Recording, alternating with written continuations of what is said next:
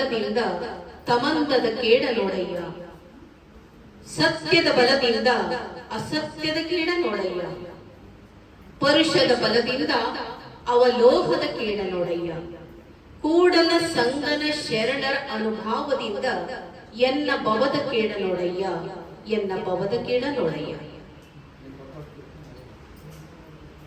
ಈ ವಚನವನ್ನ ಮಹಾತ್ಮ ಬಸವಣ್ಣನವರು ನಮಗೆ ಹೇಳಿದ್ದಾರೆ. ಏಕತಾ ಫೌಂಡೇಶನ್ನಿನ ರಾಜ್ಯ ಮಟ್ಟದ 7ನೇ ವರ್ಷದ ಸಾಧಕರ ಸಮ್ಮಿಲನ ಸಮಾರಂಭ 2025ಕ್ಕೆ ಉದ್ಘಾಟನೆಯನ್ನ ಮಾಡುವಂತಹ ಒಂದು ಸದವಕಾಶವನ್ನ ನನಗೆ ತಂದುಕೊಡ್ತಿರುವಂತಹದ್ದು ಬಸವಯೋಗಿ ಗುರೂಜಿಯವರು. ಜ್ಯೋತಿಯನ್ನ ಯಾಕೆ ನಾವು ಬೆಳಗ್ತಾ ಇದ್ದೇವೆ? ಅದಕ್ಕೆ ಬಹಳಷ್ಟು ಪ್ರಾಮುಖ್ಯತೆ ಇದೆ ನಮ್ಮ ಭಾರತೀಯ ಸಂಪ್ರದಾಯದಲ್ಲಿ. ನಿಮಗೆಲ್ಲ ಗೊತ್ತಿದೆ, ಪ್ರತಿನಿತ್ಯ ನಿಮ್ಮ ಮನೆಗಳಲ್ಲಿ ಏನು ಪೂಜಾ ಕೊಠಡಿಯನ್ನ ಅಥವಾ ದೇವರ ಮನೆ ಅಂತ ಮಾಡ್ಕೊಂಡಿರ್ತೀರಾ, ಅಲ್ಲಿ ದೀಪವನ್ನ ಬೆಳಗಿಸ್ತೀರಾ. ಇದೆಯಾ ನಿಮ್ಮ ಮನೆಗಳಲ್ಲಿರೋ ಪದ್ಧತಿ ಇದೆಯಾ? ಸಂಜೆ 6 ಗಂಟೆ ಆಗ್ತಿದ್ದಂಗೆ ಮನೆಯಲ್ಲಿ ಲೈಟ್ ಹಾಕ್ತೀರಿ, ಅದಕ್ಕೆ ನಮಸ್ಕಾರ ಮಾಡ್ತೀರಿ, ಬೆಳಕು ಬಂತು ಅಂತ. ಹುಟ್ಟಿದ ಹಬ್ಬಕ್ಕೆ ಜ್ಯೋತಿಯನ್ನು ಬೆಳಗಿಸೋದು, ಸತ್ತಾಗ್ಲೂ ಸಹ ಜ್ಯೋತಿಯನ್ನ ಬೆಳಗಿಸೋದು. ಗೊತ್ತಿದೆ ನಿಮಗೆ, ಜ್ಯೋತಿಯನ್ನ ನೋಡಿ ವಾಪಸ್ ನಾವು ಹೋಗ್ಬೇಕು ಅಂತ. ಯಾವುದೇ ಸಭೆ ಸಮಾರಂಭಗಳು ಅಥವಾ ಕಟ್ಟಡಗಳ ಉದ್ಘಾಟನೆ ಏನೇ ಆಗಿರ್ಬೋದು, ಅಲ್ಲಿ ಜ್ಯೋತಿಯನ್ನ ಬೆಳಗಿಸುವಂತಹ ಪದ್ಧತಿ ನಮ್ಮ ಹಿಂದಿನಿಂದಲೂ ಬಂದಿರುವಂತಹದ್ದು. ಜ್ಯೋತಿ ಅಂದ್ರೆ ಬೆಳಕು, ಬೆಳಕು ಅಂದ್ರೆ ಜ್ಞಾನ. ನಮ್ಮೆಲ್ಲರ ಒಳಗೂ ಅಂತಹ ಒಂದು ಜ್ಯೋತಿ ಇದೆ. ಅದಕ್ಕೆ ನಾವು ಚೈತನ್ಯ ಅಂತ ಕರಿತಾ ಇದ್ದೀವಿ. ಅದನ್ನ ಆತ್ಮ ಅಂತಲೂ ಸಹ ನಾವು ಕರಿಬಹುದು. ಆದ್ರೆ ಅಂತಹ ಒಂದು ಜ್ಯೋತಿಯನ್ನ ನಾವಿಲ್ಲಿ ಬೆಳಗಿಸೋದು, ಅದರಲ್ಲೂ 7ನೇ ಸಾಧಕರ ಈ ಸಮ್ಮಿಲನದಲ್ಲಿ ಬಹಳಷ್ಟು ವಿಶೇಷ. 7 ಅಂತಷ್ಟೇ ಕೆಲವರಿಗೆ ಒಂದು ಭಾವ ಬರ್ತದೆ. 7 ಬೀಳು ಅನ್ನುವಂತಹ ಒಂದು ಪದವನ್ನ ಬಳಸ್ತಾರೆ. ಅಂದ್ರೆ 7ನೇ ದಿನ ಮಾಡಬಾರ್ದು. 7 ಅಂದ್ರೆ ಬೇರೆ ಬೇರೆ ಭಾವ ಅರ್ಥಗಳನ್ನ ಕೊಡ್ತಾರೆ. ಆದ್ರೆ ಹಾಗ್ಯಾಕೆ ನಾವು ಅನ್ಕೋಬೇಕು? 7 ಅಂದ್ರೆ ಎದ್ದೇಳು ಅಂತ ನಾವ್ ಯಾಕೆ ಅನ್ಕೋಬಾರ್ದು? ಹೌದಾ? 7 ಅಂದ್ರೆ ಎದ್ದೇಳು ಅಂತ ಯಾಕೆ ಅನ್ಕೋಬಾರ್ದು? ವಿವೇಕಾನಂದರು ಒಂದ್ ಕಡೆ ಹೇಳ್ತಾ ಇದ್ದಾರೆ, 7 ಎದ್ದೇಳು, ಗುರಿ ಮುಟ್ಟಿದವರಿಗೆ ನೀನು ನಿಲ್ಲಬೇಡ ಅಂತ ಹೇಳಿ. ಅಂದ್ರೆ ಯಾವುದೇ ಒಂದು ಸಂಖ್ಯೆ ಆಗಿರಲಿ, ದಿನ ಆಗಿರಲಿ, ಸಮಯ ಆಗಿರಲಿ, ನಾವು ಮಾಡುವಂತಹ ಕ್ರಿಯೆಯ ಮನಸ್ಥಿತಿಯ ಮೇಲೆ ಅಲ್ಲಿ ಅಳವಟ್ಟಿರ್ತದೆ ವಿನಃ ಪದಗಳಲ್ಲಿ, ಸಂಖ್ಯೆಗಳಲ್ಲಿ, ದಿನಗಳಲ್ಲಿ ಯಾವುದೇ ವ್ಯತ್ಯಾಸ ಇರೋದಿಲ್ಲ. ಆದ್ರಿಂದ ಇದು ಬಹಳ ವಿಶೇಷ. ಇಲ್ಲಿಂದ ಈ ಒಂದು ಸಂಸ್ಥೆ ಇನ್ನು ಬೃಹದಾಕಾರವಾಗಿ ಬೆಳೆಯಲ್ಪಡ್ತದೆ ಎಂಬಂತಹ ಭಾವನೆಯನ್ನು ನಾವೆಲ್ಲರೂ ಈ ಸಂದರ್ಭದಲ್ಲಿ ಮಾಡಿಕೊಳ್ಳಬಹುದು. ಶ್ರೀ ಬಸವಯೋಗಿ ಗುರೂಜಿಯವರು ಬಹಳ ಕನಸನ್ನ ಹೊತ್ತವರು. ವಯಸ್ಸು ಚಿಕ್ಕದಾದರೂ ಅವರ ಆಲೋಚನೆ ಬಹಳ ಎತ್ತರದ ಮಟ್ಟಕ್ಕೆ ನಿಂತಿದೆ. ನಾವೆಲ್ಲರೂ ಹನಿ ಹನಿ ಕೂಡಿದ್ರೆ ಹಳ್ಳ, ತೆನೆ ತೆನೆ ಕೂಡಿದ್ರೆ ಬಳ್ಳ ಎಂಬಂತೆ 10 ಹಲವಾರು ಕೈಗಳು ಸೇರಿದ್ರೆ ಮಾತ್ರ ಒಂದು ರಥವನ್ನ ನಾವು ಎಳೆಯಲಿಕ್ಕೆ ಸಾಧ್ಯ. ಹೇಗೋ ಹಾಗೆ ನಾವೆಲ್ಲರೂ ಕೈ ಜೋಡಿಸಿದಾಗ ಅವ್ರ ಕಾರ್ಯ ಇನ್ನು ಉನ್ನತ ಮಟ್ಟಕ್ಕೆ ಏರಬಲ್ಲದು. ಯಾಕೆಂದ್ರೆ ಕನಸನ್ನು ಹೊತ್ತುವಂತಹ ಯುವಕರು ಈಗಿನ ಸಂದರ್ಭದಲ್ಲಿ ಸಿಗೋದು ಕಷ್ಟ. ಅಹಂಕಾರದಿಂದ ಮೆರೆಯುವಂತಹ ಸಾಧಕರನ್ನು ನಾವು ಕಾಣ್ತೇವೆ. ಮೊಬೈಲ್ ಅನ್ನು ಹಿಡಿದು ಹೊರಟ ವ್ಯಕ್ತಿಗಳನ್ನ ನಾವು ಕಾಣ್ತೇವೆ. ಹಣದ ಹಿಂದೆ ಹೊರಟಂತಹ ವ್ಯಕ್ತಿಗಳನ್ನ ಕಾಣ್ತೇವೆ. ಅನಾವಶ್ಯಕ ದೊಡ್ಡ ಸ್ಥಿತಿಗಳ ಹಿಂದೆ ಹೊರಟಂತಹ ವ್ಯಕ್ತಿಗಳನ್ನ ನಾವು ಕಾಣ್ತೇವೆ. ಆದರೆ ಆದರ್ಶ ಗುಣಗಳನ್ನ ಹೊತ್ತು ಹೊರಟಂತಹ ವ್ಯಕ್ತಿಗಳನ್ನ ನಾವು ಸಹಕಾರ ಮಾಡ್ಬೇಕಲ್ವೇ, ಸಪೋರ್ಟ್ ಮಾಡ್ಬೇಕಲ್ವೇ? ಆದರ್ಶ ವ್ಯಕ್ತಿಗಳು ಸಿಗೋದೇ ಕಷ್ಟ. ನಮ್ಮ ಸಮಾಜದಲ್ಲಿ ಸಣ್ಣ ಕಾರ್ಯವನ್ನು ಮಾಡಿದ್ರು, ಸೇವೆಯನ್ನು ಮಾಡಿದ್ರು, ಅವ್ರಿಗೆ ನಾವು ಸಪೋರ್ಟ್ ಮಾಡ್ಬೇಕು. ಏಕೆಂದ್ರೆ ತಮ್ಮ ವ್ಯಕ್ತಿಗತ ಕೆಲಸಗಳನ್ನ ಎಲ್ಲರೂ ಮಾಡ್ಕೊಳ್ತಾರೆ, ಅದೇನು ವಿಶೇಷ ಅಲ್ಲ. ಪ್ರಾಣಿನೂ ಬದುಕ್ತದೆ, ತನ್ನ ಕೆಲಸವನ್ನ ತಾನು ಮಾಡ್ಕೊಳ್ಳುತ್ತೆ. ಹಾಗೆ ಮನುಷ್ಯನು ಸಹ ಪ್ರಾಣಿಯಂತೆ ಆಗಬಾರ್ದು. ತನ್ನ ಕೆಲಸ ಮಾಡ್ಕೊಳ್ಳೋದು ಕ್ರಿಯೆ, ಸಮಾಜದ ಕೆಲಸವನ್ನು ಮಾಡೋದು ಕಾಯಿಕ. ಕಾಯಕಕ್ಕೂ ಕ್ರಿಯೆಗೂ ವ್ಯತ್ಯಾಸ ಇದೆ. ಕ್ರಿಯೆ ಅಂದ್ರೂ ಕೆಲಸನೇ, ಕಾಯಕ ಅಂದ್ರೂ ಕೆಲಸನೇ. ಕ್ರಿಯೆ ಅಂದ್ರೆ ವ್ಯಕ್ತಿಗತವಾಗಿ ಮಾಡ್ಕೊಳ್ಳೋದು ಕ್ರಿಯೆ. ನಿಮ್ಮ ಬಟ್ಟೆ ತೊಳ್ಕೊಳ್ತೀರಾ, ನಿಮ್ ಊಟ ನೀವು ಮಾಡ್ತೀರಾ, ನಿಮ್ ಮನೆ ಕಸ ನೀವು ಗುಡಿಸ್ಕೊಳ್ತೀರಾ, ನೀವು ದುಡ್ಕೊಳ್ತೀರಾ, ದುಡ್ಡು ಮಾಡ್ಕೊಳ್ತೀರಾ, ಸೈಟ್ ಮಾಡ್ತೀರಾ, ಮನೆ ಮಾಡ್ತೀರಾ, ಕಾರ್ ತಗೊಳ್ತೀರಾ, ಇದೆಲ್ಲದೂ ಕ್ರಿಯೆ. ಯಾಕೆ ನಿಮಗೆ ಉಪಯೋಗ ಆಗುವಂತದ್ದನ್ನ ನೀವು ಮಾಡ್ತೀರಾ. ಅದು ಬೇಕು, ಇಲ್ಲ ಅಂತ ಅಲ್ಲ. ಆದ್ರೆ ಅದು ನಿಮ್ಮ ವ್ಯಕ್ತಿಗತವಾಗಿ ಮಾಡೋದ್ರಿಂದ ಅದು ಸ್ವಾರ್ಥ ಅನ್ಸ್ಕೊಳ್ಳುತ್ತೆ. ಸ್ವಾರ್ಥದಿಂದ ನಾವು ಹೊರಗೆ ಬರ್ಬೇಕು. ಸ್ವಾರ್ಥನೂ ಬೇಕು, ಆದ್ರೆ ಸ್ವಾರ್ಥದಲ್ಲಿ ಸ್ವಲ್ಪ ಮನಸ್ಥಿತಿ ಬದಲಾವಣೆ ಆಗ್ಬೇಕು. ಪರಾರ್ಥಕ್ಕೆ ಬರಬೇಕು. ಪರಾರ್ಥಕ್ಕೆ ಬಂದಾಗ ಅದು ನಿಸ್ವಾರ್ಥ ಅನ್ಸ್ಕೊಳ್ಳುತ್ತೆ. ಯಾಕೆಂದ್ರೆ ನಾನು ಒಬ್ಬನೇ ಬದುಕ್ಲಿಕ್ಕೆ ಆಗಲ್ಲ, ನನ್ ಜೊತೆಗೆ 10 ಜನ ಬದುಕಬೇಕು. ಯಾಕೆ?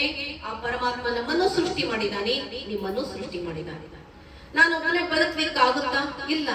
ಯಾಕೆ? ನಾನು ಹಾಕೊಂಡಿರೋ ಬಟ್ಟೆ ಬೇರೆ ನೇಯ್ತಿರೋದು, ನಾನು ಮಾತಾಡ್ತಾ ಇರೋ ಮೈಕು ಬೇರೆ ಮಾಡಿರೋದು, ಇಲ್ಲಿ ಕುತ್ಕೊಂಡಿರೋ ಚಾಪೆ ಇನ್ಯಾರೋ ಮಾಡಿರೋದು, ನೀವು ಕುತ್ಕೊಂಡಿರೋಂತಹ ಚೇರು ಇನ್ಯಾರೋ ಮಾಡಿರೋದು. ನಮಗೆ ಏನಾದ್ರು ಆದ್ರೆ ಡಾಕ್ಟರ್ ಹತ್ರ ಹೋಗ್ತೇವೆ, ಪೊಲೀಸರ ಹತ್ರ ಹೋಗ್ತೇವೆ, ಕಮಾಂಡರ್ ಹತ್ರ ಹೋಗ್ತೇವೆ, ಸಾಧಕರ ಹತ್ರ ಹೋಗ್ತೇವೆ, ರೈತರ ಹತ್ರ ಹೋಗ್ತೇವೆ, ತರಕಾರಿಯವರ ಹತ್ರ ಹೋಗ್ತೇವೆ. ಅಂದ್ರೆ ಅವರೆಲ್ಲರೂ ಮಾಡಿದಂತಹ ಕಾಯಕಗಳಿಂದ ನಾನು ಬದುಕ್ತಾ ಇದ್ದೇನೆ. ತಿನ್ನೋ ಅನ್ನ, ಭತ್ತ, ತರಕಾರಿ, ಹಾಕೊಂಡಿರೋ ಬಟ್ಟೆ, ಏನಾದ್ರೂ ಕಾಯಿಲೆ ಬಂದ್ರೆ ಡಾಕ್ಟರ್, ಮದ್ದು ಎಲ್ಲದೂ ಬೇಕು. ಹೌದಾ? ನಾವು ಒಬ್ಬರಲ್ಲಿ ಬದುಕಲಿಕ್ಕೆ ಆಗುತ್ತೆ? ಕಟಿಂಗ್ ಶಾಪಿಗೆ ಹೋಗ್ಬೇಕು, ಕಟಿಂಗ್ ಮಾಡೋನು ಬೇಕು, ಕಸ ಗುಡಿಸೋನು ಬೇಕು. ಹೀಗೆ ನಾವು ಸಮಾಜದ ದೃಷ್ಟಿಕೋನವನ್ನ ನಾವು ಅಳಿತಾ ಹೋದಾಗ, ಪ್ರತಿಯೊಬ್ರು ನಮಗೆ ಬೇಕು ಅಂತ ಆದಾಗ ನಾವು ಒಬ್ರು ಹೇಗೆ ಬದುಕಲಿಕ್ಕಾಗುತ್ತೆ? ಒಬ್ರೇ ಬದುಕಬೇಕು ಅಂದ್ರೆ ಕಾಡಿಗೆ ಹೋಗ್ಬೇಕು, ಅಲ್ಲೇ ಗೆಡ್ಡೆ ಗೆಣಸು ತಿನ್ಬೇಕು, ಅಲ್ಲೇ ಏನೋ ಸಾಧನೆ ಮಾಡ್ಕೊಂಡು ಕುತ್ಕೋಬೇಕು. ಗುರೂಜಿಯವರು 3 ವರ್ಷ ಗುಡ್ಡಗಾಡು ಪ್ರದೇಶಗಳಲ್ಲಿ ಸಂಚಾರ ಮಾಡಿ ನಮ್ಮ ಮಲೆನಾಡಿನ ಬೆಟ್ಟ ಗುಡ್ಡಗಳು ನಿಮಗೆ ಗೊತ್ತಿದೆ, ಸಹ್ಯಾದ್ರಿ ಪರ್ವತ ಶ್ರೇಣಿಯ ಸಾಲಿನಲ್ಲಿ 3 ವರ್ಷ ಅವರು ಏಕಾಂತವಾಗಿದ್ದು ಸಾಧನೆಯನ್ನ ಮಾಡಿ, ಅವರಲ್ಲಿ ಏನೋ ಒಂದು ಅದ್ಭುತವಾದ ಒಂದು ಆಲೋಚನೆ ಹೊಡೆದಿರುವ, ಆ ಜ್ಞಾನ ಹೊಡೆದಿರುವ ಆ ಒಂದು ಬೆಳಕಿನ ರೂಪದಲ್ಲಿ ಇಂದು ನಮ್ಮ ಸಮಾಜಕ್ಕೆ ಬಂದು ನಿಂತ್ಕೊಂಡಿದ್ದಾರೆ. ಆದ್ರಿಂದ ಗುಡ್ಡಗಾಡು ಪ್ರದೇಶಗಳಲ್ಲಿ, ಹಿಮಾಲಯ ಪ್ರದೇಶಗಳಲ್ಲಿ 100 ವರ್ಷ ಬದುಕ್ತಾರೆ, ಅಂದ್ರೆ ಸಾಧನೆ ಮಾಡ್ಕೊಂಡು ಬದುಕ್ತಾರೆ. ನೀವೆಲ್ಲ ಏನ್ ಮಾಡ್ತೀರಿ? ಏಕಾಂತವಾಗಿ ಏನ್ ಮಾಡ್ತೀರಿ? ಕೆಲವರು ಮನೆ ಕಟ್ಕೊಂಡಿರ್ತಾರೆ, ಬಾಗಿಲು ಹಾಕೊಂಡು ಕುಂತಿರ್ತಾರೆ, ನಾಯಿ ಇದೆ ಎಚ್ಚರಿಕೆಯಿಂದ ಬೇರೆ ಹಾಕಿರ್ತಾರೆ. ಅಂದ್ರೆ ಯಾರು ಒಳಗ್ ಬರಬಾರ್ದು ಅಂತ ತಾನೆ. ದೊಡ್ಡ ಮನೆ ಕಟ್ಕೊಂಡ್ರೆ ಏನು, 4 ಜನ ಬದುಕ್ತಾ ಇದ್ರೆ ಆ ಮನೆಗೆ ಬೆಲೆ ಇದೆ. ಬರೀ ಕೇವಲ ಗೋಡೆಗಳಿಂದ ಕಟ್ಟಿರುವಂತಹ ಮನೆ ಮಹಾಮನೆ ಆಗಂಗಿಲ್ಲ, ಅದು ದೆವ್ವದ ಮನೆ ಆಗುತ್ತೆ. ನಾನೊಬ್ನೇ ಬದುಕ್ತೇನೆ ಅಂದ್ರೆ ಅದು ದೆವ್ವದ ಮನೆ ಆಗುತ್ತೆ. ನನ್ ಜೊತೆಗೆ 4 ಜನ ಬದುಕ್ಬೇಕಾರೆ, 100 ಜನ ಬರ್ಬೇಕು, ಪ್ರಸಾದ ಮಾಡ್ಬೇಕು, ಅಲ್ಲಿ ಪೂಜೆ ಪುನಸ್ಕಾರಗಳಾಗ್ಬೇಕು, ಆಗ ಮಾತ್ರ ಅದು ಮಹಾಮನೆ ಆಗ್ತದೆ. ಇಲ್ಲಿ ಯಾಕೆ ನೀವೆಲ್ಲ ಬಂದ್ರೆ? ಇಲ್ಲಿ ಯಾವುದೋ ಒಂದು ಆತ್ಮ ಇದೆ, ಕರಿತಾ ಇದೆ, ಬನ್ನಿ ಬನ್ನಿ ಒಳ್ಳೇದನ್ನ ಮಾಡೋಣ, ಬನ್ನಿ ಬನ್ನಿ ಅಂತ ಕರಿತಾ ಇದೆ. ಆ ಆತ್ಮದ ಕರೆಗೆ ಹೋಗೊಟ್ಟು ನೀವೆಲ್ಲರೂ ಸಹ ಇಲ್ಲಿ ಬಂದಿದ್ದೀರಾ. ಈಗ ಇದೇನಾಯ್ತು? ಮಹಾಮನೆ ಆಯ್ತು. 4 ಜನ ಪ್ರಸಾದ ಮಾಡಿದ್ರಲ್ಲ, ಅದು ಮಹಾಮನೆ ಆಗ್ತದೆ. ಮನೆ ಮಹಾಮನೆ, ದೆವ್ವದ ಮನೆ, ಹಿತ್ಲ ಮನೆ, ಮುಂದ್ಲು ಮನೆ, ಮೇಲೆ ಮನೆ, ಕೆಳಗಿನ ಮನೆ, ಈ ಮನೆಯನ್ನ ಬಳಸ್ತೀರಿ. RCC ಮನೆ, ಅದೆಲ್ಲ ಮನೆ ಬಿಟ್ಟು ಈಗ ಇಲ್ಲಾಗಳು ಅಂತ ಪದವನ್ನ ಬಳಸ್ತಾ ಇದ್ದೀರಿ. ಅಂದ್ರೆ ಮನೇನೆ ಬೇಡ, ನಾವು ಇಲ್ಲಾದಲ್ಲಿ ಬದುಕನ ಅಂತ ಹೇಳಿ. ಯಾವುದೂ ಸಹ ಬದುಕ್ಲಿಕ್ಕೆ ಆ ಜಾಗ ಅಷ್ಟೇ. ಹೌದಾ? ಬದುಕ್ಲಿಕ್ಕಷ್ಟೇ ಜಾಗ. ಹಿಂದಿರೋದು ಹಿಂದ ಮನೆ, ಮುಂದಿರೋದು ಮುಂದೆ ಮನೆ, ಮೇಲಿರೋದು ಮೇಲಿನ ಮನೆ, ಕೆಳಗಿರೋದು ಕೆಳಗಿನ ಮನೆ. ಆದ್ರೆ ಮನೆ ದೆವ್ವದ ಮನೆ ಆಗ್ಬಾರ್ದು, ಮಹಾಮನೆ ಆಗ್ಬೇಕು, ದೇವರ ಮನೆ ಆಗಬೇಕು, ಮಹಾಮನೆ ಆಗ್ಬೇಕು. ದೇವರ ಮನೆ ಅಂದ್ರೆ ಇಡೀ ಜಗತ್ತು. ಮಹಾಮನೆ ಯಾವಾಗ ಆಗುತ್ತೆ? ಅದು ಹೇಗಿರುತ್ತೆ ಹಾಗೆ ಇದ್ರೆ ಅದು ಕೇವಲ ಮನೆ ಆಗಿರುತ್ತೆ. ಅಲ್ಲಿ ಸತ್ಕಾರ್ಯಗಳು ನಡೀತಾ ಇದ್ರೆ, 100 ಜನರಿಗೆ ತೃಪ್ತಿಯ ಪ್ರಸಾದವನ್ನು ಬಡಿಸ್ತಾ ಇದ್ರೆ, ಅವಾಗ ಅದು ಮಹಾಮನೆ ಆಗ್ತದೆ. ಮಹಾಮನೆ ಈ ಕಾನ್ಸೆಪ್ಟೇ ಗುರು ಬಸವಣ್ಣನವರದು. ಅವ್ರು ಬದುಕಿರುವಂತಹ ಕಲ್ಯಾಣದಲ್ಲಿ ಕಟ್ಟಿರೋ ಮನೆ ಮಹಾಮನೆ ಆಯಿತು. ಅವ್ರು ಕಟ್ಟಿರುವ ಮಂಟಪ ಅನುಭವ ಮಂಟಪ ಆಯ್ತು. ಅದು ಸುಮ್ಮನೆ ಯಾವುದೋ ಶೋಕಿ ಕಟ್ಟಿದ ಮಂಟಪ ಆಗಿರಲಿಲ್ಲ, ಅನುಭವ ಮಂಟಪ. ಅಂದ್ರೆ ನಮ್ಮೆಲ್ಲರಲ್ಲಿರುವಂತಹ ಒಳ್ಳೆಯ ಆಲೋಚನೆಗಳನ್ನ ಅಲ್ಲಿ ಹರಿಬಿಡ್ತಾ ಇದ್ರು, ಅದಕ್ಕೆ ವಚನಗಳು ಅಂತ ಕರೆದ್ರು. ಆ ಅನುಭವವನ್ನ, ಜ್ಞಾನವನ್ನ ಹಂಚುವಂತಹ ಕೆಲಸ ಆಗಿದ್ರಿಂದ ಅದು ಅನುಭವ ಮಂಟಪ. ಅದು ಅನುಭವ ಮಂಟಪ, ಅದು ಸಾಮಾನ್ಯವಾದ ಮಂಟಪ ಅಲ್ಲ. ಆದ್ರಿಂದ ಈ ಏಕತಾ ಫೌಂಡೇಶನ್ ಉದ್ದೇಶವೂ ಅದೇ. ಇದು ಸುಮ್ಮನೆ ಕಟ್ಟಿಲ್ಲ. ಅವ್ರ ಆಲೋಚನೆಗಳನ್ನ ನಿಜಕ್ಕೂ ನಾವು ಕೇಳ್ತಾ ಇದ್ರೆ ಆಶ್ಚರ್ಯ ಅನ್ಸುತ್ತೆ. ಇಡೀ ಜಗತ್ತಿಗೆ ನಾವೆಲ್ಲರೂ ಒಂದು, ಎಂದೆಂದೂ ಒಂದು ಎಂಬಂತಹ ಒಂದು ಸ್ಲೋಗನ್ ನಮಗೆಲ್ಲ ಗೊತ್ತಿದೆ. ನೀವು ಚಿಕ್ಕ ಮಕ್ಕಳಿದ್ದಾಗೆಲ್ಲ ಶಾಲೆಗಳಲ್ಲೆಲ್ಲ ಹೇಳಿದಿರಿ, ಏನೇ ಬರಲಿ ಒಗ್ಗಟ್ಟಿರಲಿ, ಏನೇ ಬರಲಿ ಒಗ್ಗಟ್ಟಿರಲಿ ಅಂತ ಇಂಥವೇನೇನೋ ಪದಗಳನ್ನ ಬಳಸ್ತಾ ಇದ್ವಿ ನಾವು, ಹೌದಾ? ಅದೆಲ್ಲ ನೆನ್ಪು ಮಾಡ್ಕೊಳ್ರಿ. ನಮಗೆ ಯಾಕೆ ದೊಡ್ಡವರಾದ್ಮೇಲೆ ಮರ್ತು ಹೋಗ್ತದು. ಒಗ್ಗಟ್ಟು ಎಲ್ಲಿ ಹೋಯ್ತು? ಮನೆಯಲ್ಲೂ ಒಗ್ಗಟ್ಟಿಲ್ಲ, 4 ಜನ ಇದ್ರು ಒಗ್ಗಟ್ಟಿಲ್ಲ. ಯಾಕೆ? ಮನಸ್ಸು ವಿಶಾಲ ಇಲ್ಲ, ಕುಬ್ಜಾಗಿದೆ. ನಾನ್ ಹೇಳಿದ್ದೇ ಸರಿ, ನಾನ್ ಮಾಡಿದ್ದೇ ಸರಿ, ನಂದೇ ನಡಿಬೇಕು ಅನ್ನುವಂತ ಅಹಂ ಇದೆಯಲ್ಲ, ಕುಬ್ಜ ಮಾಡ್ತಾ ಇದೆ. ಎಲ್ಲಿ ಅಹಂಕಾರ ಇರುತ್ತೋ ಎಲ್ಲರನ್ನು ದೂರ ತಳ್ಳುತ್ತದೆ. ಎಲ್ಲಿ ವಿನಯತೆ ಇರ್ತದೋ ಎಲ್ಲರನ್ನ ಇಂಬಿಟ್ಕೊಳ್ತದೆ. ಬಾಗಿದ ತಲೆಯ ಮುಗಿದ ಕೈಯಾಗಿರಿಸು ಕೂಡಲ ಸಂಗಮ ದೇವ ಅಂತ ಒಬ್ಬ ಮಹಾನ್ ಯೋಗಿ ಬಸವಣ್ಣನವರು ಹೇಳ್ತಾ ಇದ್ದಾರೆ. ಸದಾ ತಲೆಬಾಗ, ಸದಾ ತಲೆಬಾಗ. ಶಾರದಾ ಮಾತೆಯವರು, ರಾಮಕೃಷ್ಣಾಶ್ರಮದ ಶಾರದಾ ಮಾತೆಯವರು ಹೇಳ್ತಾ ಇದ್ದಾರೆ, ಯಾರಿಗೆ ನೋವಾಗದಂತೆ ನಡೆದುಕೊಳ್ಳಿ. ನಿಮ್ಮ ಪ್ರತಿಯೊಂದು ಮಾತು ಇನ್ನೊಬ್ಬರ ಮನಸ್ಸನ್ನ ಅರಳಿಸುವಂತಿರಬೇಕೇ ವಿನಃ ಮುದುಡುವಂತೆ ಇರಬಾರದು. ಮುದುಡುವಂತೆ ಇರಬಾರದು. ನಮ್ಮ ಮಾತು ಮನಸ್ಸನ್ನ ಅರಳಿಸ್ತದೆ. ಮನಸ್ಸನ್ನ ಅರಳಿಸಿದರೆ ನಮ್ಮಿಂದ 100 ಕೆಲಸಗಳನ್ನ ತೆಗೆದುಕೊಳ್ಳಬಹುದು. ಮನಸ್ಸನ್ನ ಕುಬ್ಜ ಮಾಡಿದರೆ ಮಾಡುವ ಕೆಲಸವನ್ನು ಮಾಡೋದಿಲ್ಲ, ಮಾಡಿದ್ರು ಮನಸ್ಸಿಟ್ಟು ಮಾಡಬಹುದು. ನಾವು ಅನ್ಕೋಬಹುದು, ನಾವ್ ಹೇಳಿದ್ರೆ ನಡೀತದೆ, ಅಧಿಕಾರದಿಂದ ಯಾವುದನ್ನು ನಾವು ಮಾಡ್ಲಿಕ್ಕೆ ಸಾಧ್ಯ ಇಲ್ಲ. ನಾವು ನಾಯಕನಾಗ್ಬೇಕೇ ವಿನಃ ಯಜಮಾನನಾಗಬಾರ್ದು ಅಂತ ಹೇಳಿ ನಾನು ಬಹಳಷ್ಟು ಸಲ ಹೇಳ್ತಾ ಇರ್ತೇನ್ರಿ. ಯಜಮಾನ ಅಧಿಕಾರ ಮಾಡ್ತಾನೆ, ಹಿಂಗೆ ಮಾಡು, ಕುತ್ಕೋ, ತಿನ್ನು, ಮಾಡು, ಇದ್ಯಾಕ್ ಮಾಡ್ಲಿಲ್ಲ, ಬಾ ಹೋಗು ಅನ್ನೋದು ಯಜಮಾನದ ಕೆಲಸ. ನಮ್ಮ ಇತಿಹಾಸದಲ್ಲಿ ಬಹಳಷ್ಟು ಜನ ಯಜಮಾನರಾಗಿದ್ರು. ರಾಜ ಮಹಾರಾಜರು ಯಜಮಾನರಾಗಿದ್ರು, ಈ ದೇಶಕ್ಕೆ ಯಜಮಾನರಾಗಿದ್ರು. ಎಲ್ಲ ಕೋಟೆ ಕೊತ್ತಲಗಳನ್ನ ಕಳ್ಕೊಂಡು ಹೋದ್ರು. ಆದ್ರೆ ನಾಯಕರಾದವರು ಇನ್ನೂ ಶಾಶ್ವತವಾಗಿ ಉಳ್ಕೊಂಡಿದ್ದಾರೆ. ಸ್ವಾಮಿ ವಿವೇಕಾನಂದರು ನಾಯಕರು, ಗುರು ಬಸವಣ್ಣನವರು ನಾಯಕರು, ಶಂಕರಾಚಾರ್ಯರು ನಾಯಕರು, ಮಹಮ್ಮದ್ ಪೈಗಂಬರ್ ನಾಯಕರು, ಯೇಸು ನಾಯಕರು. ಅವರು ಸಮಾಜಕ್ಕೆ ತಲೆಬಾಗಿದ್ರು, ವ್ಯಕ್ತಿಗೆ ತಲೆಬಾಗಿದ್ರು, ತತ್ವಕ್ಕೆ ತಲೆಬಾಗಿದ್ರು, ದೇವರಿಗೆ ತಲೆಬಾಗಿದ್ರು. ಎಲ್ಲಿ ತಲೆಬಾಗ್ತದೋ ಆ ವ್ಯಕ್ತಿ ಬೆಳಿತಾನೆ, ಎಲ್ಲೋ ನಾನು ಅಂತಾನೋ ಆ ವ್ಯಕ್ತಿ ಕೆಳಗಿಳಿತಾನೆ. ಇದನ್ನ ಪ್ರತಿ ಪದಗಳನ್ನು ಸಹ ನಾವಿಲ್ಲಿ ಗಮನಿಸಬೇಕು. ಅದಕ್ಕಾಗಿಯೇ ಎಷ್ಟು ಸಾಧ್ಯವೋ ಅಷ್ಟು ನಾವು ಸಮಾಜಕ್ಕೆ ತಲೆಬಾಗಬೇಕು. ಇದಕ್ಕೆ ನಾವು ಪೂಜೆ ಮಾಡಿದಾಗ ನೋಡಲ್ಲಿ ತೆಂಗಿನಕಾಯಿ ಇಟ್ಟಾರೆ, ಬಾಳೆಹಣ್ಣು ಇಟ್ಟಾರೆ. ಯಾಕೆ ಪೂಜೆ ಅಂತ ಬಾಳೆಹಣ್ಣು ಐತಿರಿ? ಸೇಬ್ನಣ್ಣು ಒಯ್ಯಂಗಿಲ್ರಿ ಜಾಸ್ತಿ. ಸೇಬ್ನಣ್ಣು ಎಲ್ಲಿ ಇಡ್ತೀರಿ ಗೊತ್ತಾ? ಲಕ್ಷ್ಮಿ ಹತ್ರ ಇಡ್ತೀರಿ, ಚಂದಾಗಿ ಹತ್ರ ಕಾಣಂಗಿಲ್ಲ. ದುಡ್ಡು ಇಡ್ತೀರಿ, ಬಂಗಾರ ಇಡ್ತೀರಿ, ಅಂದ್ರೆ ಇನ್ನೊಂದ್ ಸ್ವಲ್ಪ ಬರ್ಲಿ ಅಂತ ನೀವ್ ಇಡ್ತೀರಿ. ಆದ್ರೆ ಅದ್ ಯಾವ್ದು ಬರೋದಿಲ್ಲ, ನೀವ್ ದುಡಿದ್ರೆ ಬರೋದು. ಅಲ್ಲಿ ಇಟ್ಟಿದ ತಕ್ಷಣ ಬರೋದಿಲ್ಲ. ಇನ್ನು ಕಣ್ ಹೋಗ್ತತಿ, ಎಷ್ಟೊಂದು ದುಡ್ದ ನೀವನು ಅಂತ ಹೇಳ, ಹೌದಾ? ಇಷ್ಟೊಂದು ದುಡ್ದ ಏನಾದ್ರೂ ಮಾಡ್ಕೊತ್ಕೊಂಡು ಹೋಗ್ಬಿಡೋಣ ಅಂತ ಬರುತ್ತೆ. ಆದ್ರೆ ಬಾಳೆಹಣ್ಣು ಹಾಗೂ ತೆಂಗಿನಕಾಯಿಯನ್ನೇ ನಾವ್ ಯಾಕೆ ನೈವೇದ್ಯ ಮಾಡ್ತೀವಿ? ಏನಿಲ್ಲ ಅಂದ್ರೂ ಅನ್ನ ಮೊಸರನ್ನ ನೈವೇದ್ಯ ಮಾಡ್ರಿ ಅಂತ ಮನೆಗಳಲ್ಲಿ, ಅನ್ನ ಮೊಸರನ್ನ. ಇದಕ್ಕೊಂದು ಅರ್ಥ ಇದೆ. ಭತ್ತ ಹೇಗಿರುತ್ತೆ ಗೊತ್ತಾ? ಭೂಮಿಯಲ್ಲಿ ಬಿಟ್ಟಾಗ ತುಂಬಿದ ಕಾಳಾದಾಗ ತೇನೆ ಬಾಗಿರುತ್ತೆ. ನೋಡಿದ್ರೆ, ಗಮನಿಸಿದ್ರೆ, ಭತ್ತದ ಸಸಿಯನ್ನು ನೋಡಿದೀರಾ? ಗಿಡ ನೋಡಿದಿರಾ? ಇಲ್ಲ ನೋಡಿರಾ? ಹಂಗಾರ ರೈತರು ಮಕ್ಕಳು ಪರವಾಗಿಲ್ಲ, ಎಲ್ಲ ಹಳ್ಳಿಗೆ ಹೋಗ್ಬೇಕು, ನೋಡ್ಬೇಕು. ಆ ಭತ್ತ ತೇನಿ ಬಾಗಿರುತ್ತಲ್ಲ ಯಾಕೆ? ಅಷ್ಟು ದಿನ ನನಗೆ ನೀರು, ಗೊಬ್ಬರ, ಮಣ್ಣು, ಶಕ್ತಿ ಎಲ್ಲವನ್ನ ಕೊಟ್ಟು ಸಾಕಿ ಸಲಹಿದಂತ ಭೂಮಿ ತಾಯಿಗೆ ಅದು ತಲೆಬಾಗಿ ಒಂದು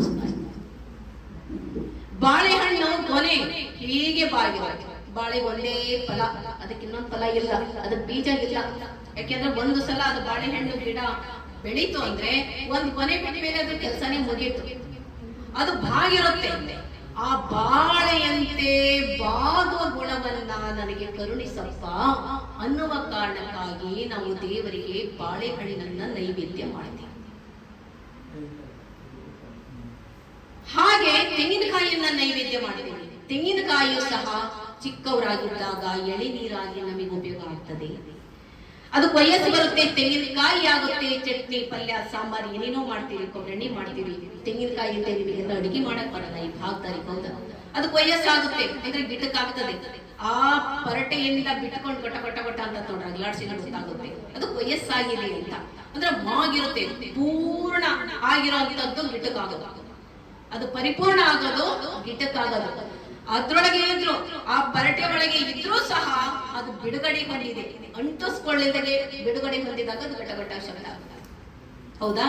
ಹಾಗೆ ನಾವು ಚಿಕ್ಕವರಾಗಿದ್ದಾಗ ಆ ಎಳೆನೀರಿನಂತೆ, ಹೇಗೆ ಎಳೆನೀರು ಅಂದ್ರೆ ಎಲ್ಲರಿಗೂ ಪಂಚಪ್ರಾಣ, ಆರೋಗ್ಯಕ್ಕೆ ವೃದ್ಧಿ, ಹೌದಾ? ನೂರಾರು ಕಾಯಿಲೆಗಳನ್ನು ಗುಣಮುಖ ಮಾಡುತ್ತೆ, ಅದು ಬಾಡಿ ಸ್ವಚ್ಛ ಮಾಡುತ್ತೆ, ಚರ್ಮ ಸ್ವಚ್ಛ ಮಾಡುತ್ತೆ. ಹೀಗೆ ಆ ಸದ್ಗುಣ ಎಳೆನೀರು ಅಂದ್ರೆ ಹೇಗೆ ಇಷ್ಟ ಆಗುತ್ತೋ, ಚಿಕ್ಕವರಾಗಿದ್ದಾಗ ಗುರು ಹಿರಿಯರ ಮಾತನ್ನ ಕೇಳ್ತಾ ನಾವು ಆ ಎಳೆನೀರಿನಂತೆ ಸದ್ವಿನಿಯೋಗ ಆಗಬೇಕು.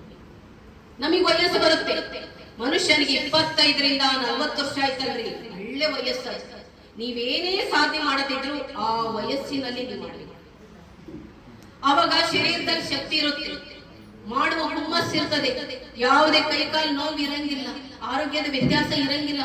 ಏನ್ ಮಾಡಿದ್ರು ಜಯಿಸಬಲ್ಲೆ ಎನ್ನುವಂತಹ ಒಂದು ಧೈರ್ಯ ನಿಮಗೆ ಇರ್ತದಲ್ಲ, ಆವಾಗ ಮಾಡ್ಬೇಕು. ಈಗ ನೋಡಿ, ಬಸವಯೋಗಿ ಗುರೂಜಿಯವರಿಗೆ ಈಗ 39 ವರ್ಷ. ಈಗ ಹಾಕಿದ್ರಲ್ಲ ಪ್ಲಾನ್, ಅವರು 25 ವರ್ಷದಿಂದ ಅವ್ರು ಹಾಕಿರೋ ಪ್ಲಾನ್ 30 ವರ್ಷಕ್ಕೆ ಬಂದು ನೆಲೆ ನಿಂತ್ಕೊಂತ. 30 ವರ್ಷದಿಂದ 39 ವರ್ಷದವರೆಗೆ ಅವರು ಎಲ್ಲಾ ಕಡೆಗೆ ಸಂಚಾರ ಮಾಡಿದ್ದಾರೆ, ಎಲ್ಲ ಮಹಾತ್ಮರನ್ನ ದರ್ಶನ ಮಾಡಿದ್ದಾರೆ, ಅನೇಕ ಸಭೆ ಸಮಾರಂಭಗಳಿಗೆ ಹೋಗಿದ್ದಾರೆ, ಆಮೇಲೆ ಅನೇಕ ಸಾಧನೆಗಳನ್ನು ಮಾಡಿದ್ದಾರೆ, ಎಷ್ಟೋ ಧ್ಯಾನದ ಕ್ಲಾಸ್ಗಳನ್ನು ಅಟೆಂಡ್ ಮಾಡಿದ್ದಾರೆ. ಅದೆಲ್ಲದರ ಪ್ರತಿಫಲ ಏನಾಯಿತು, ಈಗ ಒಂದು ಹಂತಕ್ಕೆ ಬಂದು ನಿಂತಿದೆ. ಈ ಸಂಸ್ಥೆಯನ್ನು ಹುಟ್ಟು ಹಾಕಿದ್ದಾರೆ. ಜೊತೆಗೆ ಇದೆಲ್ಲದರ ಒಂದು ವ್ಯವಸ್ಥೆ ಐತಲ್ಲ, ಈಗ ಈ ಪ್ರಶಸ್ತಿ ಪತ್ರಗಳಾಗಿರ್ಬೋದು, ಇನ್ನೊಂದಾಗಿರ್ಬೋದು, ಎಲ್ಲದರ ಒಂದು ವ್ಯವಸ್ಥೆಯನ್ನ ಮಾಡ್ಕೊಳ್ಳಕ್ಕೆ ಒಂದು ನೆಲೆ ನಿಂತಿದ್ದಾರೆ. ಬರೀ ಹಾಲು ಬಿಟ್ರೆ ಆಯ್ತಾ, ಹಸು ಕಟ್ಬಿಟ್ರೆ ಆಯ್ತಾ? ಹಸು ಯಾಕೆ ಕಟ್ತೀರಪ್ಪ? ಹಾಲು ಕೊಡ್ಲಿ ಅಂತ ಕಟ್ತೀರಿ, ಬರೀ ಹುಲ್ಲು ತಿನ್ನಿಸ್ಲಿಕ್ಕೆ ಕಟ್ತೀರೇನಿ? ಬರೇ ಹಾಲೇ ಕೊಡಂಗಿಲ್ಲ, ಬರೀ ಹುಲ್ಲೇ ತಿನ್ನುತ್ತಿ ಅಂದ್ರೆ ಆ ಹಸುನ ಮಾರ್ಬಿಡ್ತೀರಿ, ಇಟ್ಕೊಳ್ಳೋದಿಲ್ಲ. ಹಸು ಕಟ್ಟದೆ ಹಾಲು ಬೇಕು ಅಂತ. ಹಸು ಕಟ್ಟಿದ್ರೆ ಅದಕ್ಕೆ ಆರೈಕೆ ಮಾಡಿ, ಆಮೇಲೆ ಅದು ಕರು ಹಾಕುತ್ತೆ, ಹಾಲು ಕೊಡುತ್ತೆ. ಹಾಲನ್ನ ತುಪ್ಪ ಮಾಡ್ಬೇಕು, ಅವಾಗ ಪರಿಪೂರ್ಣ ಆಗೋದದು. ಆ ತುಪ್ಪ ಮಾಡ್ಬೇಕಾದ್ರೆ ಇಷ್ಟು ಹಾಲನ್ನ ತಗೊಂಡು ಹೆಪ್ಪಾಗಿದಾಗ ಅದು ಮೊಸರಾಗುತ್ತೆ. ಆ ಮೊಸರು ಕಡ್ದಾಗ ಬೆಣ್ಣೆ ಬರುತ್ತೆ, ಅದೊಂದು ಪ್ರೊಸೆಸ್. ಆ ಬೆಣ್ಣೆ ಆದ್ಮೇಲೆ ಅದನ್ನ ಕಾಸ್ಬೇಕು, ಕಾಸಿದಾಗ ತುಪ್ಪ ಬರ್ತದೆ. ಆ ತುಪ್ಪ ಆ ಹಸು ಕಟ್ಟಿದ್ದಕ್ಕೆ ಕೊನೆಯ ಅರ್ಥ ಪರಿಪೂರ್ಣತೆಯ ಸ್ಥಿತಿ, ಅದು ಪರಿಪೂರ್ಣತೆಯ ಸ್ಥಿತಿ. ಆ ತುಪ್ಪ ಇಷ್ಟು ಹಾಲು ಮಾಡಿದಾಗ ಇಷ್ಟೇ ತುಪ್ಪ ಬರುತ್ತೆ. ಅಂದ್ರೆ ಸೂಕ್ಷ್ಮ ಆಗ್ತಾ ಆಗ್ತಾ ಆಗ್ತಾ ಹೋಗ್ತದೆ. ಆ ತುಪ್ಪದಲ್ಲಿ ಬಹಳಷ್ಟು ಶಕ್ತಿ ಇರ್ತದೆ. ಇದೆಲ್ಲ ತಿಂತಿರಲ್ಲ, ತುಪ್ಪದಲ್ಲಿ ತುಂಬಾ ಶಕ್ತಿ ಇರ್ತದೆ. ಹೀಗೆ ಒಂದು ಮರವನ್ನ, ಸಸಿಯನ್ನ ನೆಡ್ತೇವೆ. ಆ ಸಸಿ ಪರಿಪೂರ್ಣತೆ ಆಗೋದು ಯಾವಾಗ? ಅದು ಒಂದು ಹಣ್ಣನ್ನ ಬಿಟ್ಟಾಗ. ಪರಿಪೂರ್ಣ ಸ್ಥಿತಿ ಬರೋದು ಹಣ್ಣನ್ನ ಬಿಟ್ಟಾಗ. ಹಾಗೆ ಒಬ್ಬ ಮನುಷ್ಯ ಪರಿಪೂರ್ಣ ಸ್ಥಿತಿಯನ್ನ ಅವನು ಪಡ್ಕೋಬೇಕು ಅಂದ್ರೆ ಅವನಿಂದ ತನ್ನ ವ್ಯಕ್ತಿಗತ ಕೆಲಸಗಳನ್ನು ಮಾಡಿಕೊಂಡು ಆಮೇಲೆ ಅವನು ಸಮಾಜಕ್ಕೂ ಸಹ ತನ್ನದೇ ಆದ ಸೇವೆಯನ್ನ ಸಲ್ಲಿಸಬೇಕು. ಒಳ್ಳೆಯ ಆಲೋಚನೆಯಿಂದ ಮಾಡಬೇಕು, ಮತ್ತದನ್ನ ಶರಣಾಗತಿಯಿಂದ ಮಾಡಬೇಕು. ಆವಾಗ ಮಾತ್ರ ಅವನದು ಪರಿಪೂರ್ಣ ಸ್ಥಿತಿ ಆಗ್ತದೆ, ಪರಿಪೂರ್ಣ ಸ್ಥಿತಿ. ಅದಕ್ಕಾಗಿ ಆ ಪರಿಪೂರ್ಣ ಸ್ಥಿತಿಯ ಹಂತಕ್ಕೆ ಬಂದಿರುವವರು ಶ್ರೀ ಬಸವಯೋಗಿ ಗುರೂಜಿ. ಈಗ ಮುಂದಿನ ವರ್ಷ 40 ವರ್ಷ ಬರುತ್ತೆ. ಇಷ್ಟು ವರ್ಷ ಮಾಡಿದಂತಹ ಅವರ ಹೋರಾಟ, ಅವರ ಸುತ್ತಾಡುವಿಕೆಗೆ ಈಗ ಒಂದು ಅರ್ಥ ಬಂದಿದೆ.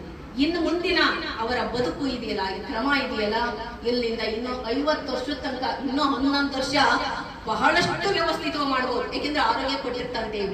50ರ ನಂತರ ದೇಹ ಡಲ್ ಆಗ್ತಾ ಬರ್ತದೆ, ಮನಸ್ಸು ಡಲ್ ಆಗ್ತಾ ಬರ್ತದೆ.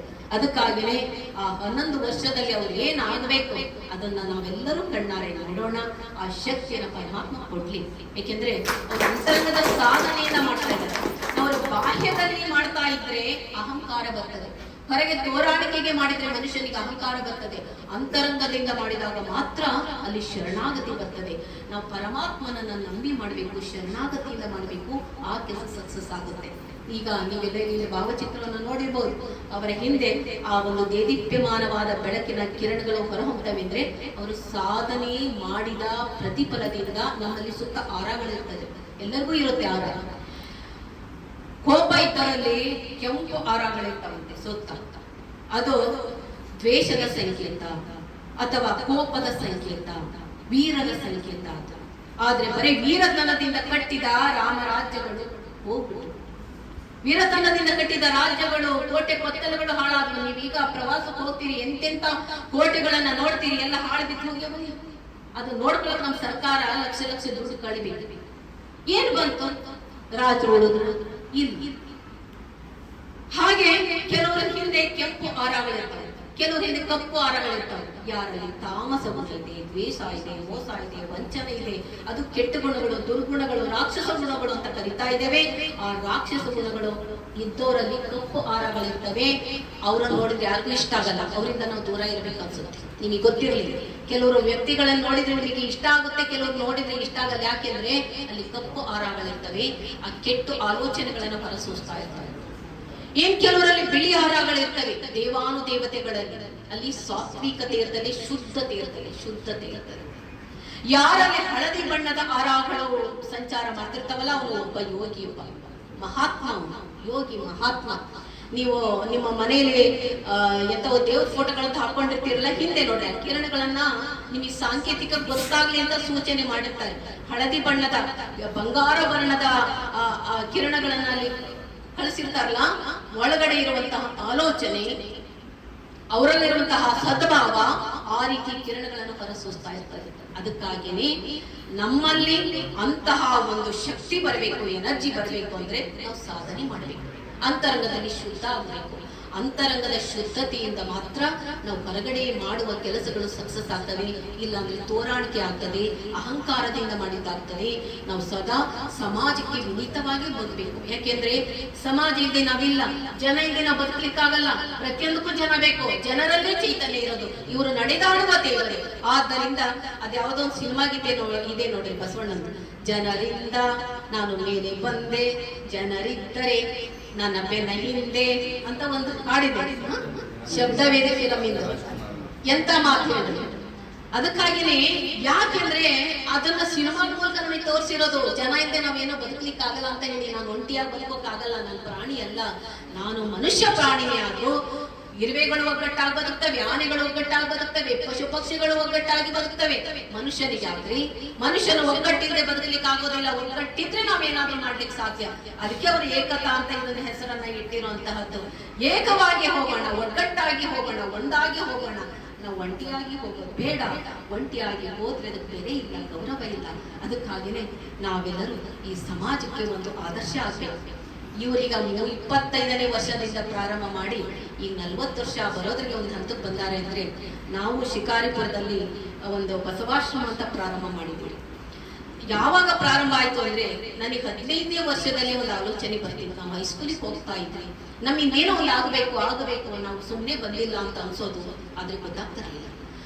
18ನೇ ವರ್ಷಕ್ಕೆ ನಾನು ಆದರ್ಶದ ಒಂದು ಬೆನ್ ಹತ್ತಿಕೊಂಡು ಬರ್ತೇನೆ. ಮನೆಯಲ್ಲಿ ಸಪೋರ್ಟ್ ಇರ್ತಿರ್ಲಿಲ್ಲ, ಆದ್ರೆ ಒಳ ಒಂದು ತುಡಿತಾ ಇರ್ತದೆ, ನಾವು ಮಾಡಬೇಕು ಅಂತ ಹೇಳಿ.